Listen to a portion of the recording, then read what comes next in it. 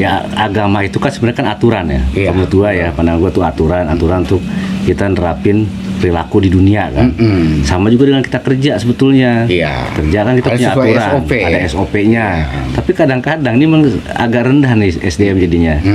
Jangan sampai kita jadi SDM rendah gitu. Kita beragama pun juga sudah mengetahui, tapi kita nggak jalankan perilaku sesama manusianya kan. Padahal dia tahu itu dosa. Tahu. Nah, kerja juga sama. Iya. Kadang-kadang kita bekerja juga sama, nggak disiplin. Peraturan ada sebetulnya dibuat, tapi nggak disiplin. Semuanya, Berarti bukan aturan yang salah di kantor juga atau di instansi-instansi, tapi orang-orang yang salah. Orang-orangnya. Oke teman-teman, kembali lagi di Rumayal. Assalamualaikum warahmatullahi wabarakatuh. Salam sejahtera untuk semua. Salam Rumayal. Ya, kembali lagi di konten dengan temanya masing-masing lah. Ya, gue bisa sahur di sini nih teman-teman nih, karena ternyata gue diundang di sini udah jam 12 malam lagi. Jam 1 bang? Udah jam 1. Wah jam 1, bener pasti sahur di sini gue nih. Angin lagi bagus nih, nggak hujan. Nah, kebetulan ada sedikit kegalauan atau apa nggak tahu nih Bang Cek nih. Kalau galau perempuan, kalau galau kan negara kita udah bangtan suntuk gitu kan. Rakyat boleh lah mengeluarkan unek-uneknya. Betulnya ini bukan ngebahas tentang agama. Iya, bukan. Kenapa? Di luar konteks dari agama sih. Cuman kan yang kita lihat nih, kalau orang beragama tuh harusnya menerapkan dengan sikap dan perilaku yang lebih baik sesuai gitu. dengan Al-Quran, sesuai dengan pelajaran ajaran agama. Iya. Apalagi negara kita mayoritas memang Muslim ya, yang beragama Islam lah. Termasuk gue juga kan beragama Islam. Iya. Cuman kenapa gitu ya Jal ya? Iya, maksud gue kayak gini Be. Jadi kan seperti di negara Belanda, Swedia, Prancis, Polandia, itu kan mayoritas kan penduduknya non Muslim gitu kan. Ya boleh dibilang ada sih dia yang memeluk agama Nasrani segala macam. Kebanyakan ateis mereka itu. Jadi dia banyak juga kaum mereka yang nggak beragama, tapi ya bukan nggak beragama sih, maksudnya dia kaum banyak yang ateisnya gitu. Iya. Dan malah info-info dari temen gue juga tuh, mereka beragama cuman tidak menerapkan gitu. Misalnya mereka beragama keagamaan Kristen gitu, tapi mereka tidak menjalankan ritual-ritual agama Kristennya. Bahkan ke gereja pun dia jarang mereka itu gitu. Tapi mungkin yang lu maksud kenapa mereka damai hidupnya kan? Ya itu yang maksud gue itu, kenapa kok dia itu bisa damai ya kan, tanpa kejahatan juga jarang. Kayak di Swiss kejahatan jarang dan nggak ada cekcok segala keributan. Terus remaja di sana juga nggak ada gangster-gangsternya gitu kan. Nah, sedangkan di Indonesia yang mayoritas Muslim, kenapa kok korupsi di sini merajalela ya kan?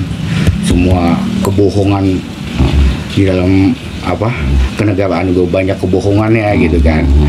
Ya kan? Nah, itu kenapa bisa terjadi di Indonesia? Apa yang salah? Sedangkan Al-Quran mengajarkan dengan maksudnya kebaikan untuk semua manusia ya gitu kan. Kenapa bisa terjadi di Indonesia? Itu yang gue pertanyakan. Mungkin lu bisa ada jawaban yang kita sharing aja sih. Ya kan? Jadi kita sharing-sharing ya. Karena kan kita gue bukan tokoh agama juga, bukan ustadz juga gitu kan. Ya mudah-mudahan juga nanti teman-teman nih di Rumayal yang nonton bisa komen, ngasih masukan lah. Iya. Kalau memang ada masukan yang lebih bagus lagi atau pendapat yang lebih bagus lagi, kali aja kita juga jadi tahu ya. Ya tahu ya kan. Mungkin teman-teman punya pengalaman di luar sana yang lebih bagus gitu kan. Sebenarnya sih ya agama itu kan sebenarnya kan aturan ya. Menurut gua ya, pandangan gua tuh aturan tuh kita nerapin perilaku di dunia kan. Sama juga dengan kita kerja sebetulnya. Kerja kan kita punya aturan, ada SOP-nya. Tapi kadang-kadang ini memang agak rendah nih SDM jadinya. Jangan sampai kita jadi SDM rendah gitu. Kita beragama pun juga sudah mengetahui, tapi kita nggak jalankan perilaku sesama manusianya kan. Padahal dia tahu itu dosa. Tahu. Nah, kerja juga sama. Kadang-kadang kita bekerja juga sama, nggak disiplin. Peraturan ada sebetulnya dibuat, tapi nggak disiplin. Berarti bukan aturan yang salah di kantor juga atau di instansi-instansi, tapi orang-orang yang salah. Orang-orangnya. Beragama juga sama tuh. Dilanggar seakan-akan gitu. agamanya bagus, ngajarin mau agama apapun lah, pasti ngajarin tentang kebagusan kan, kebaikan ya. kan. Nggak ada agama dimanapun. Agama Buddha juga kan mengajarkan tentang tata krama, ya kan, seperti itu. Semua agama mengajarkan tata krama lah, perilaku orangnya aja. Perilaku orangnya. Nah, cuman gue mau tahu nih Jal, pendapat lu juga nih. Ini bener gak nih analisa gue kadang-kadang suka ngamatin nih.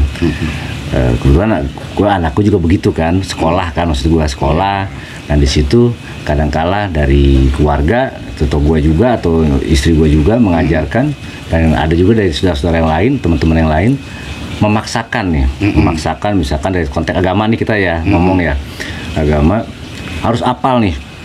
Padahal manusia kadang-kadang mempunyai kualitas yang berbeda kan. Iya. Anak sama. Tapi contoh gini aja dah. Beda-beda. Gue punya anak misalkan 2 atau 3 gitu. Tapi nalarnya juga beda-beda.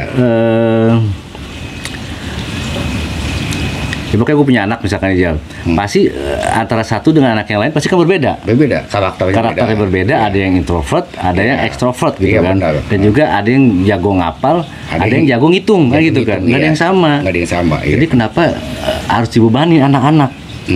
Ben aja dia kalau dia memang dari segi agama menghafal cukup sekian persen gitu kan, tapi yang difokuskan kenapa nggak karakternya gitu. Dan kadang juga nih pernah baca nggak atau pernah lihat nggak, kan ada sekolahan di luar sekolahan SD atau sekolahan yang wajib ya, ada sekolahan karakter kan. Kenapa nggak di sekolahan seperti SD SMP diterapkan di pengetahuan mata pengetahuan nih, mata pelajaran karakter gitu. Kenapa? Karena kan sekolahan karakter itu hanya di sekolahan elit. Mahal serius. Jadi gua aja nih SD pengen nyekolahin mikir-mikir gitu. Karena biayanya mahal gitu. Hanya sekolah-sekolah swasta yang punya nama, yang sekolah-sekolah internasional itu ada di sana. Ya maksudnya kenapa misalkan pemerintah ngasih gratis negeri ini, kenapa nggak ada mata pelajaran karakter gitu? Ini sebagai masukan juga sebenarnya. Karena gue nggak tahu ya bener apa enggak nih teman-teman ya. Karena kebanyakan kalau di pas mata pelajaran agama, kebanyakan disuruh ngapal. Karena anak-anak dipaksa menghafal gitu. Gua aja nggak bisa aja, maksudnya kalah sama anakku nih. Anak gua aja yang udah SD kelas 6 sekarang, dia jago loh. Maksudnya Al-Quran yang ngapal ya. Tapi kan kalau menurut gua karakter belum cukup gitu, belum terlalu baik lah. Memang baik, tapi belum terlalu baik. Nah itu PR buat gua juga. Gimana gua ngebentuk karakternya. Mendidik anak itu sangat sulit. Cuma kan masalahnya gini ya. Sangat sulit. Dengan ekonomi sekarang ini sangat sulit. Dengan kebutuhan yang mahal ya di negara kita juga ya mahal, dan juga upah kita kerja juga kan ama yang harus kita belikan kadang-kadang nggak cukup nih. Akhirnya kan kita dua-duanya kerja nih. Nah kita kan membayar untuk sekolahan dengan punya harapan ya guru lah ajarin. Karena kita udah bayar nih. Ketemunya pembantu. Yang pembantu. Tapi kenapa kita belum puas gitu dengan hasil dari dia sekolah gitu yang kita bayar gitu. Karena memang tanggung jawab orang tua sebetulnya untuk bangun karakter anak, betul itu. Betul sih. Karena gimana pendapat lu nih? Menurut gue sih itu sebenarnya emang tugas pemerintah banget. Tanpa didasarin dengan sekolah-sekolahan gini ya, seperti karakter kayak gitu, nanti SDM kita tuh tingkat tingkat kemanusiaannya sedikit berkurang, dia kesopanan dia juga berkurang, adab dia sama orang tua juga berkurang, karena nggak diterapkan sekolahan karakter seperti itu. Cuma kan kalau menurut gue sekolahan karakter itu adanya yang di sekolah swasta yang tingkat ekonominya juga orang tuanya di atas rata-rata, ya kan gitu. Nah inilah sebab salahnya di kita gitu kan, untuk mencari guru sekolah-sekolah gitu kan mahal ya kan? Betul, mahal. Karena mereka juga memang sudah mengeluarkan uang untuk sekolah kan. Makanya dia menjadi guru pun dia punya nilai kan. Bagaimana pemerintah ataupun subsidi supaya guru yang mahal itu dapat disubsidi, kan? Untuk mengajarkan anak-anak. Kita anggarannya belum mencukupi untuk ke arah ke sana kali. Tapi kan ada anggaran ini, itu bagus sebenarnya. Gue juga setuju itu dengan kemarin itu ada yang namanya makan gratis. Setuju sih. Tapi bisa nggak sih dipotong sedikit ataupun seenggaknya dipotong untuk ngambil guru itu gitu. Betul. Atau mungkin yang untuk makan gratis untuk yang di daerah dulu deh. Nah yang benar-benar kan membutuhkan makanan gitu kan. Di kota mungkin orang tuanya kerja kan, ekonominya lebih kuat. Nah nggak usah ada tuh. Iya. Tapi yang ada itu yang di daerah mata pelajaran karakter itu cukup bagus memang masukan. Kalau pendapat gue gitu sih ya. Karena kan kita lihat ya di Indonesia betapa kita ngelihat sedih kadang-kadang anak-anak yang umur 16 tahun udah tawuran, udah tahu minuman, bahkan udah tahu seks. Iya. Jadi kita kadang-kadang kok Indonesia udah seperti ini gitu.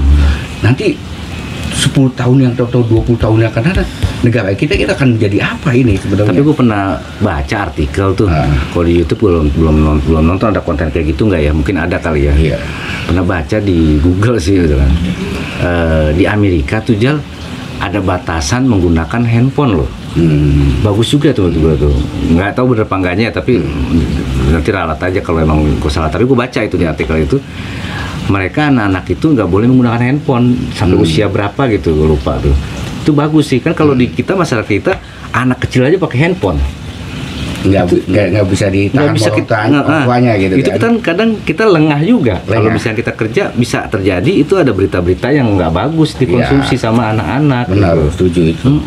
Ya pernah lihat kan tawuran anak 16 tahun bawa samurai segala macam.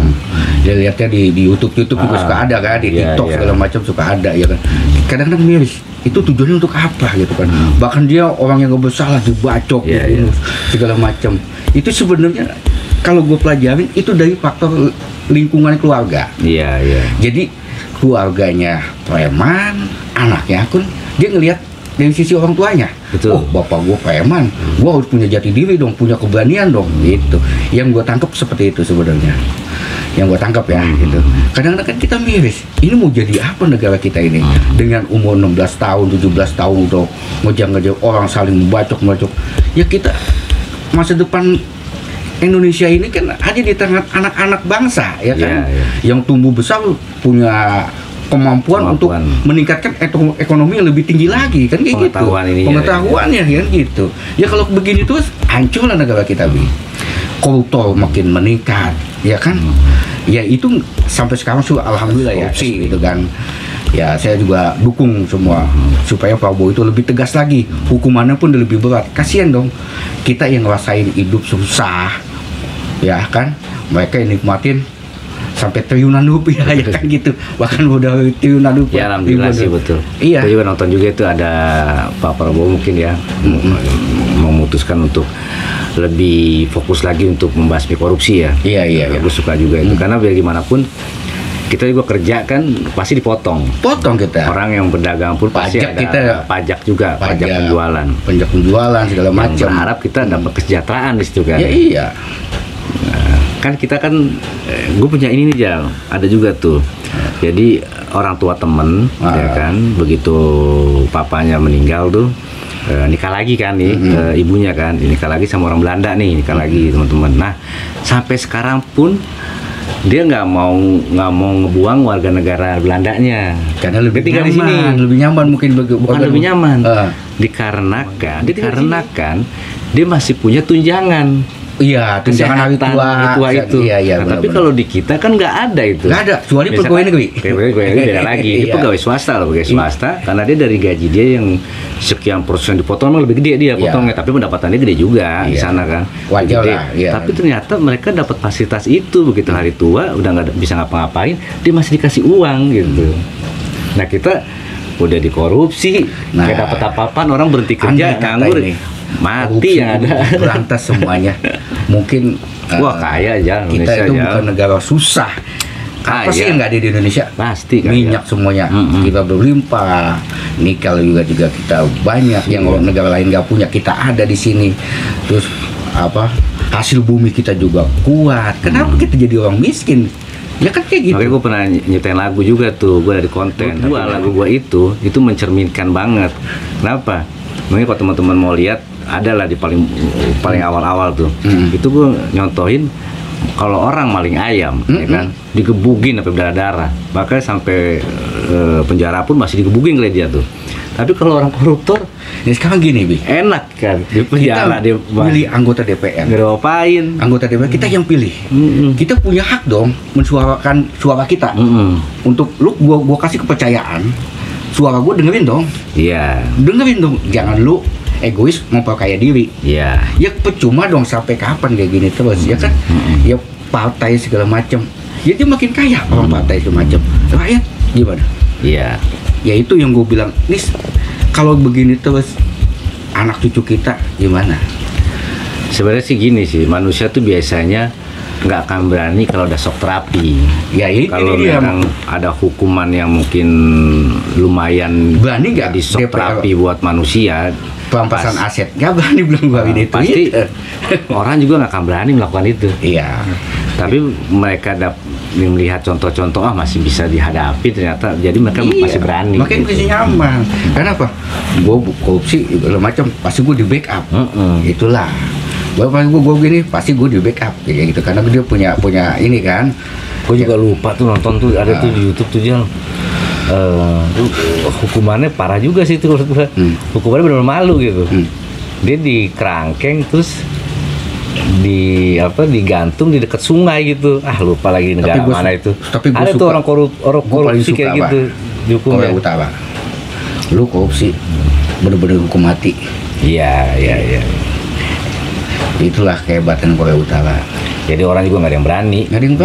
Cuma dia ada titik lemahnya juga. Jadi sistemnya negara dia namanya lebih ya? Iya, kita juga nggak bisa ngapa-ngapain juga kalau kayak gitu sih. Sebenarnya sih ada plus minus, otoriter ya. Plus minus ya, jangan sampai otoriter juga sih. Jangan. Lebih fleksibel tetap aja. Demokrasi tapi lebih fleksibel lah. Apa namanya? Kepastian hukumnya ada lah gitu. Ada kepastian hukumnya. Emang gue pengen tuh Indonesia bisa ada kepastian hukum yang jelas gitu. Jadi koruptor hukum mati segala macam. Ya itu sebetulnya bisa juga itu hal-hal seperti itu ada di mata pelajaran juga dimasukin seperti karakter juga kan itu kan. Jadi ngajarin anak supaya jangan sampai berbuat curang.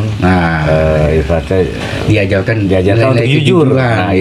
Itu nilai kejujuran. Itu penting itu juga. Makanya kan kita bingung ya, kenapa kan kayak di Belanda segala macam itu kan non Muslim, tapi kenapa mereka tingkat kejujurannya lebih tinggi dibanding negara kita? Itu yang selama itu di otak gue tuh mikir, kenapa ya? Ternyata kepribadian juga gitu. Betul. Kepribadian dia kuat. Dia kepribadian dia untuk benar-benar memajukan negara dia gitu. Mungkin kita belum tahu kali ya. Gue juga belum pelajarin juga, nggak ngerti hukum juga. Mungkin hukum di sana mungkin bagus kali mungkin. Kita nggak tahu juga. Kita nggak tahu kan. Mungkin kalau ada orang sana kan gitu. Ada yang salah mungkin dikasih sanksi hukumnya berat mungkin ya. Bisa jadi, iya kan. Atau harus bayar sekian ini nilai mata uang dia gede juga, jadi orang juga kan jerak juga, wah ternyata dendanya gede juga kalau melakukan kayak gini nih, mungkin itu juga gitu. Tapi kalau kita kan biasanya pas udah keluar tuh hidupnya makmur-makmur aja yang kayak begitu kan. Emang hebat ya kalau di sana di Belanda juga. Jadi walaupun dia dia pejabat, nggak ada tuh yang ngawal dia, nggak ada. Jadi kayak masyarakat biasa aja tuh pakai sepeda segala macem. Jadi benar-benar karena tingkat kejahatan di sana benar-benar nyaman gitu, Bi. Ya sebetulnya kalau untuk ngawal ya. Iya. Mungkin ada tokoh-tokoh tertentu dikawal, setuju lah dikawal karena bukan apa-apa, takut juga terjadi orang yang nggak suka ditembak aja bahaya juga. Contohnya kan zaman dulu banget tuh ada presiden Amerika ditembak kan gitu kan. John F Kennedy. Boleh lah kalau itu mah tokoh-tokoh yang paling tinggi boleh lah dikawal. Kalangan presiden. Cuma kalau yang kayak anggota-anggota yang masih biasa-biasa aja gitu kan, nggak usah pakai pengawalan ketat banget gitu. Ya contoh mungkin anggota-anggota DPR lah gitu kan, nggak perlu lah gitu. Tapi memang harus itu kayak harus dipikirkan juga memang sumber daya manusia pada saat sedini mungkin gitu. Harus dibangun karakternya. Ya kayak gini bis, sebenarnya gue setuju pesantren ya kan, karena dengan pesantren itu dia mengajarkan kebaikan, mengajarkan nilai-nilai agama ya kan, nilai-nilai kan dia bisa berceramah nanti di masyarakat. Cuma kan bisa gini, nggak mungkin dong pesantren itu dia setiap dia pesantren jadi seorang ustadz gitu kan. Jadi seorang penceramah yang bisa terkenal, bisa menghasilkan cuan, kan kayak gitu ya. Yang gue pikirin kalau misalnya dia nggak jadi ustadz gitu kan, dia harus kerja di perkantoran, kan dia nggak dapat ilmunya tuh tentang dunia, ya. Dia tahunya tentang agama kan. Yang menurut lu gimana tuh, Bing?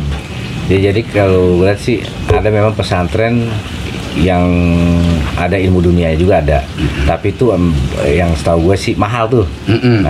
Tapi yang kita omongin ini pesantren yang biasa-biasa aja yang nih. Biasa-biasa aja, maksud gue itu yang kalangan fokus, yang ekonomi rendah lah. Yang fokusnya ke agama semua nih. Iya.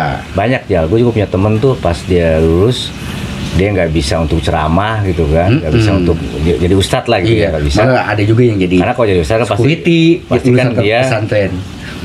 Kalau ceramah pasti adalah yang ngasih dia lah gitu ya. Itu kan budaya di kita pasti kayak gitu, yang ngasih amplop atau apa gitu. Akhirnya dia jadi dagang. Karena dia nggak bisa untuk bekerja di kantor, nggak bisa. Dia bukan basicnya kan. Dia dagang akhirnya gitu. Dan dia pun agamanya sebetulnya bagus gitu, tapi karena dia nggak bisa untuk kerja di kantor, tapi kan dia nggak punya basic untuk bekerja di kantor gitu. Ini pendapat pribadi gue yang kan. Soalnya kan yang namanya dia kehidupan, dia harus punya rumah tangga. Ya kalau bisa dia berumah tangga dengan dia nggak punya skill segala macam, nah itu kan repot juga dia, kayak gitu gitu. Ya sebetulnya sih apa ya, kalau untuk hidup bisa ya, untuk makan pasti bisa di rumah tangga. Cuman yang kita pikirkan kan kesejahteraannya kan, kesejahteraannya tuh mayoritas banyak yang nggak dapat gitu ya kesejahteraannya. Jadi hidupnya ya benar-benar sederhana gitu. Ya kan kita kan mikirnya kan jangan sampai kebanyakan rakyat negara kita ya, hidupnya malah lebih banyak yang sederhana gitu kan. Iya. Berarti kan nggak sejahtera negara kan. Iya, itu benar sih. Tapi kan kalau buat kita hidup di dunia, kalau kita punya ekonomi yang kuat, kita kan bisa ngasih orang. Tapi kalau kita ekonomi kita lemah, teman susah, mana bisa kita bantu? Itulah. Kadang-kadang kita juga emang agama penting, tapi kita itu kan hidup di dunia. Iya, kan gitu. Tetap mungkin bisa ya, asalkan di pesantren apapun juga ada ilmu dunianya juga di situ, nggak apa-apa. Ada mungkin pilihan orang, ada yang pengen begitu ya. Cuman tetap dikedepankan lagi juga teknologi juga tuh. Mereka walaupun dia mempelajari agama, dia juga harus punya skill untuk dapat memajukan bangsa gitu. Kayak contoh lah, mungkin dia dari segi agama dia bisa dididik terciptalah menjadi sumber daya manusia yang bisa membuat pandangan hidup. Dia kan bisa bikin buku tuh. Dia bisa bikin buku seperti negara-negara lain lah. Ada yang jadi ahli filsafat, mungkin filsafat Islam atau apa, tapi dia bisa tuh bikin seperti itu gitu kan. Dan disupport juga gitu. Jangan sampai dia cuma belajar agama tapi nggak tahu apa-apa nantinya. Tapi gue setuju banget tuh, Bi. Kalau dari pesantren, kita kan butuh polisi yang jujur ya. Kenapa ya? Pesantren itu kita dorong untuk menjadi polisi. Itu kan udah umum lah di masyarakat. Coba kalau kita dari pesantren kita dorong untuk menjadi dia polisi, itu kan bagus juga itu masukannya. Karena kan dia punya nilai-nilai kejujuran. Iya, tapi kan itu berarti kan dia harus dididik juga secara fisik, kan fisik juga. Iya, kalau tetap fisik mesti dididik. Ya, tapi kan kalau misalnya dia dimasukin atau dari pesantren itu diambil 10 atau 5 orang, kan pesantren banyak di Indonesia. Dan dia kan ada nilai-nilai kebaikan tuh di dalam masyarakat itu sendiri. Ya ini sebagai masukan sih, ya kan gitu. Iya, tapi kembali lagi ke karakter kan. Tetap aja harus dilihat juga, walaupun dia lulusan dari pesantren karakternya baik apa enggak kan gitu. Kita kan nggak tahu juga. Tapi umumnya kan kalau dia ngerti agama ya dia punya pondasi intinya seperti itu, ya kan gitu. Tapi gue sih kalau gue kan kiblatnya nih suka keberagaman nih ya. Karena emang mau gimana pun dunia ini pasti beragam ya. Beragam. Nggak mungkin sama sebenarnya. Nggak mungkin sama dan juga kita kayaknya gue nggak yakin tuh bisa sampai satu agama semua di dunia, kayaknya enggak nih. Gue pengennya toleransi lebih ditekankan lagi. Walaupun dia pesantren ya gitu kan, tapi juga ditanamkan nilai-nilai toleransi. Jadi jangan sampai dia kedoktrin akhirnya dia jadi fanatik, lebih apa namanya, dan dia anti mabuk agama jadi. Jadi dia anti tuh sama orang yang berbeda sama dia. Nah gitu. Itu dia. Karena perbedaan itu emang udah kodratnya Tuhan gitu. Ya, karena gue juga gini aja nih, gue juga ada temen kan banyak ya, ada orang Kristen juga, Kristen juga ada Protestan, ada Katolik, mereka kadang suka ngeluh nih sama gue nih Jal. Nah gue nggak bisa jawab, gue juga bukan bidang itu juga, gue juga orang biasa aja kan gitu. Iya. Dia kadang suka nanya, kadang mereka tuh kesulitan untuk membangun gereja, karena harus izin ini, izin itu, dan itu susah, dan kadang-kadang mereka suka cemburu juga, nanti kalau masjid lebih gampang, kalau rumah enak, mendirikan masjid gampang, di mana juga bisa gitu. Nah itu kadang-kadang kita harus toleransi juga di situ, harus ada ya memang kita kan beragama kan di negara kita kan bebas, berhak lah yang orang memeluk agama masing-masing kan. Itu untuk lebih dimudahkan lagi lah mereka lah. Kalau menurutku sih agama gini sih, nggak apalagi dalam keluarga kan biasanya kan kayak gitu kan tuh, takut nih nanti kalau begitu kegoda keluarga kita, pindah agama segala macam. Sebetulnya kitanya yang memberikan nilai-nilai untuk agama kita sendiri, tanpa harus membenci agama lain. Kita kasih nilai-nilai dia bahwa menurut agama dia kan pasti lebih baik. Ya nggak apa-apa keluarga dia mengajarkan anak-anaknya bahwa agama kita lebih baik ya, nggak apa-apa kayak gitu. Nah agama kita juga sama, kita ajarkan anak kita bahwa agama kita lebih baik ya, tanpa harus menjelekkan agama orang lain gitu. Jadi mereka tetap kokoh, contoh kayak kita aja lah. Kita biar dulunya pernah bandel segala macam kan, kita tetap meyakinkan bahwa agama kita yang baik kan. Karena apa? Kita kan dididik seperti itu. Kita mentalnya udah kuat. Walaupun katakanlah mungkin tidak hatam pun Al-Quran kita kan dulu ngaji kan, tetapi kita udah kokoh nih bahwa kita meyakini agama. Karena dulu nih ini tahu juga dia nih, kita bukan belajar ngapal dulunya. Jadi ngapal kita belajar juga, tapi ada dulu dari kakek juga belajar tentang ilmu sosial bermasyarakat. Jadi ibaratnya itu mungkin kalau gue juga nggak tahu nih, mungkin bisa apa marifat atau tarekat, nggak tahu tuh nggak tahu dah ke situ dah tuh.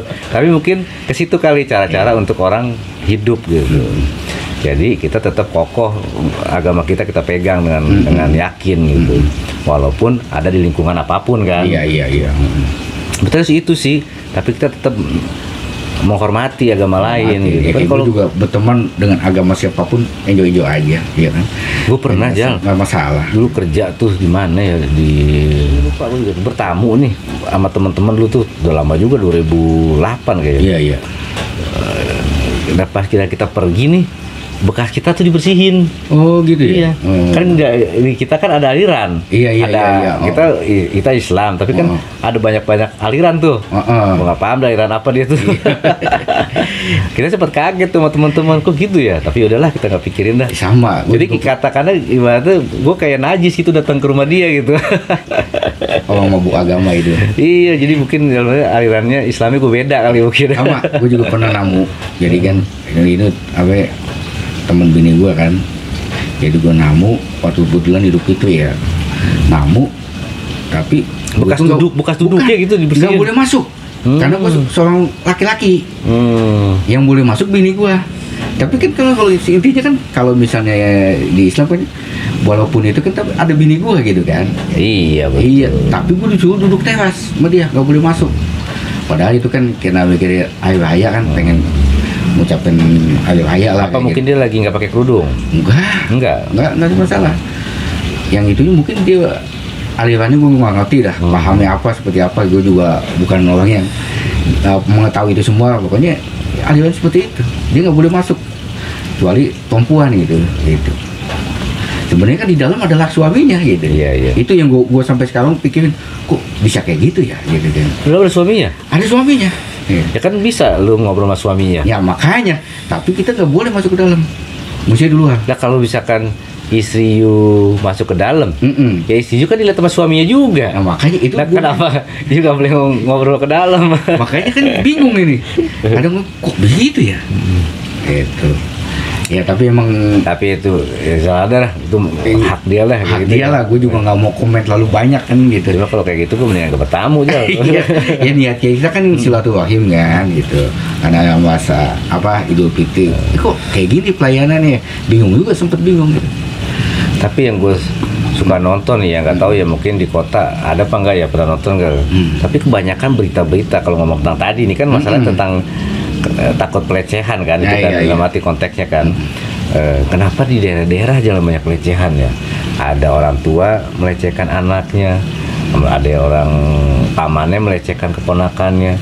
Ada kok, kita di sekarang juga lihat di media juga ada yang kayak gitu, kasih story yang lalu-lalu. Iya. Tapi kalau di kota-kota besar sih, gue nggak tahu, mungkin ada ya, tapi gue belum baca sih atau belum nonton ada apa enggaknya. Kalau menurut gue sih itu pola pikir sih, pola pikirnya. Sedangkan yang mayoritas lebih kental beragamanya kan dari daerah-daerah. Kenapa gitu? Sampai ada orang tega juga begitu tuh.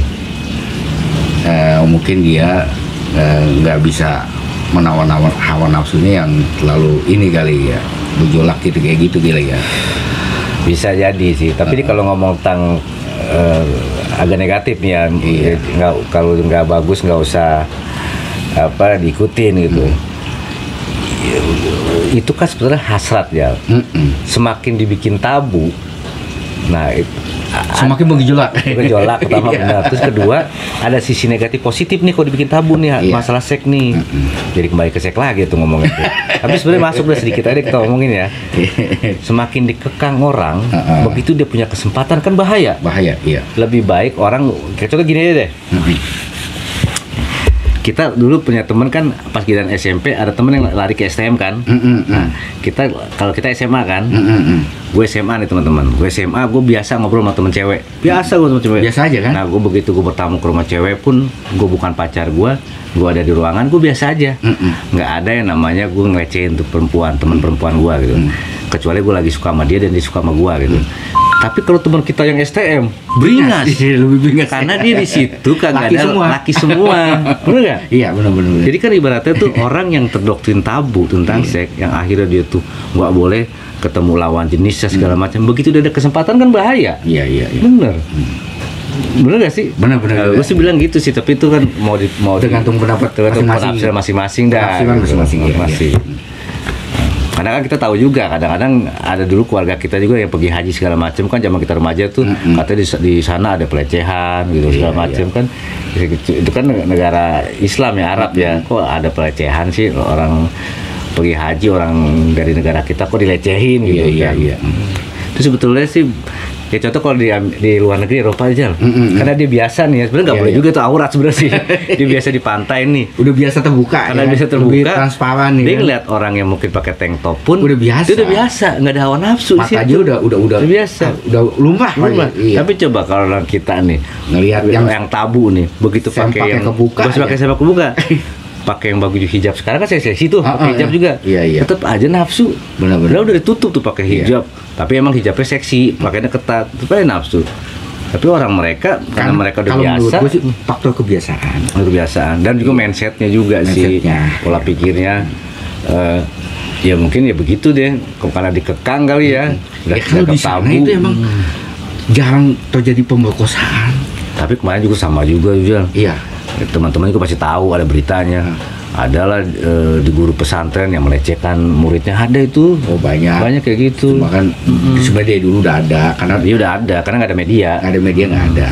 Sebenarnya itu dari dulu udah ada. Makanya nggak menjamin anak kita sekolahkan pesantren itu menjadi aman. Betul. Kalau gue takut, gue takut kalau gue pergi. Iya.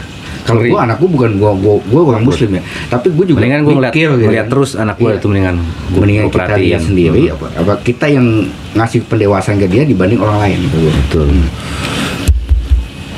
Ya mudah-mudahan sih ke depannya memang semua pasti ada masalah hidup, nggak mungkin nggak ada masalah. Mudah-mudahan masalah itu bisa kan sekecil mungkin gitu aja. Penuh ujian, nggak ada manusia yang nggak diuji semua. Di negara apapun pasti ada tingkat kriminal, tapi mereka kecil gitu tingkat kriminalnya. Kalau kita kan di sini kan kita di jalan senggolan dikit, motor sama motor berantem, atau mobil kesenggol dikit, berantem. Tingkat emosinya kenapa ya orang Indonesia lebih tinggi ya? Nggak ngerti gue juga. Kenapa ya? Bingung ya. Salah ngomong aja bisa ribut. Iya, kenapa di Indonesia itu tingkat emosi lebih tinggi?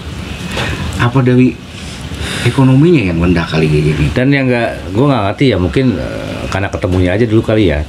Kalau orang Eropa juga pasti ada juga yang dendam juga, itu kan hati nurani, hati orang ya. Tapi pernah dulu gue punya direktur tuh jalan kerja tuh, kalau lagi berdebat tuh, marahin gue kacau juga. Tapi begitu udah selesai nih, balik lagi ke pantry nih ceritanya, ngopi, ngerokok, bercanda lagi sama gue. bercanda lagi Karakter sama mereka orang-orang yang lain, teman-teman gue yang lain kita masih bercanda gondok. lagi. Kalau bahasa Betawi masih gondok. Kalau orang kita tuh biasanya tempat meeting masih kesal lagi ya. terus marah-marahan bakal gebrak-gebrak meja sampai penty gue pasti dendaman. Yakin dendaman. Emang karakter mereka seperti itu. Iya. Makanya gue salut sama mereka gitu. Dia nggak punya jiwa. Iya, nggak ada dendaman dia. Jadi profesional. Kalau lagi kerja ya bener marah-marah tempat kerja doang. Jangan kayak gitu, Bi. Ya, gue punya temen orang-orang luar juga. Berantem dipukul, jepet-jepet. Ya baru 15 menit kita selesai, udah ngobrol lagi. Iya, kalau nggak ada kita, dendam ya, sini. Besok lu gue bacok lu. Iya. Dan kita kebiasaannya dendam kalah. Besoknya lagi manggil orang tuh. Manggil orang, kubutin dari gebukin. Iya. Ya siapapun juga kalau punya tim banyak, komunitasnya juga gede, siapapun juga berani. Semuanya berani. Tapi kan kalau kayak gitu lu bukan pemberani namanya gitu kan. Karena jadi, berani kan ada kelompok. Ada gitu kelompok. Kan. Gitu. Lagi juga emang seharusnya kelompok-kelompok kayak gitu seharusnya diperkecil, jangan terlalu banyak. Di Indonesia jadinya arogan ya? Jadinya. Iya. Masih terlalu banyak di Indonesia. Arogan jadinya. Ya kita kan kalau ada masalah dengan mereka tuh pasti kasihan orang yang benar. Nah itu. Apalagi orang benar di keluarga orang yang benar-benar dia nggak punya power begitu. Bukan orang lapangan lah ya. Iya, dia nggak punya power. Orang yang biasa aja lah hidupnya. Wah, kasihan mereka. Kasihan kadang-kadang. Tuh perkutut tuh. Ini perkutut bokapnya nih. Ya menurut gue sih itu benar. Iya. Kalau gue sih kedepannya sih mudah-mudahan dari yang tadi tema tadi tuh ada namanya mata pelajaran karakter. Nah, gue ya jangan sampai kita ini hanya orang-orang kaya aja yang bisa nyekolahin anak-anaknya membentuk karakter anak-anaknya. Karena bisa jadi orang-orang yang kaya mungkin ibunya bisa di rumah karena dia udah cukup untuk menghidupi karena dia kaya papahnya gitu kan, orang bapaknya. Tapi kalau orang yang hidupnya di garis menengah karena dia pengen hidup bisa nyukain anaknya yang udah ada mungkin anaknya 2, ada 3, ada 4 misalkan gitu. Mau nggak mau dua-duanya kerja gitu kan. Dan untuk mendidik setiap hari di rumah paling yang ada yang jagain anaknya sama gurunya dan berharap kan guru yang dia dibayar dapat menghasilkan kualitas anak-anak yang bagus gitu. Nah itu sih. Karena kalau untuk ngapal semua bisa ngapal, tapi kalau ngapal nggak bisa nerapin percuma aja. Percuma. Nol kan? Pasti. Karena gue yakin di negara kita banyak orang pintar. Banyak orang pintar di Indonesia. Tapi kadang-kadang perilakunya udah ini riset gitu. Ya. Ini riset. Jadi di dunia itu yang pintar cuma 2 negara. Lu tahu? Wah, gue nggak tahu nih. Gue kasih tahu dong gue dong. Cina sama Iran. Oh, kalau Cina gue tahu. Cina sama Iran. Karena apa? Dulu cendekiawan juga dulunya penemu Muslim itu adanya di Iran. Oh, kalau itu emang bener. Toko-toko kan? Iran itu kan bahasa Persia. Iya. Iran itu bahasa Persia. Tapi kemarin gue sempat baca itu IQ tertinggi itu Iran sama Cina. Iya. Ya memang faktor kecerdasan anak-anak juga pertama makanan juga ngaruh ya. Tapi nggak makanan ngaruh sih makanan sih memang. Tapi juga tetap fasilitas juga harus ada. Kalau fasilitasnya nggak ada makanan doang juga percuma juga gitu. Ya mudah-mudahan sih bermanfaat lah konten kita kali ini ya. Mudah-mudahan ya. Ya semoga. Jadi kalau ada kesalahan kata ya kita cuma untuk apa namanya diskusi ya, karena kita berharap negara kita lebih baik, tingkat kemiskinannya tuh sedikit. Karena biar gimana pun juga negara-negara lama juga ada tuh tingkat kemiskinan. Di Amerika juga ada tuh. Nah, disebutnya dulu daerah zombie tuh. Yang drug di situ, daerah kumuh gitu. Ya, mudah-mudahan bermanfaat. Kalau memang nanti ada kritikan, boleh dikritik, kasih pendapat yang membangun supaya kita nih dapat wawasan lagi lah. Terima kasih. Assalamualaikum warahmatullahi wabarakatuh. Salam sejahtera. Waalaikumsalam warahmatullahi wabarakatuh. Salam ngayal.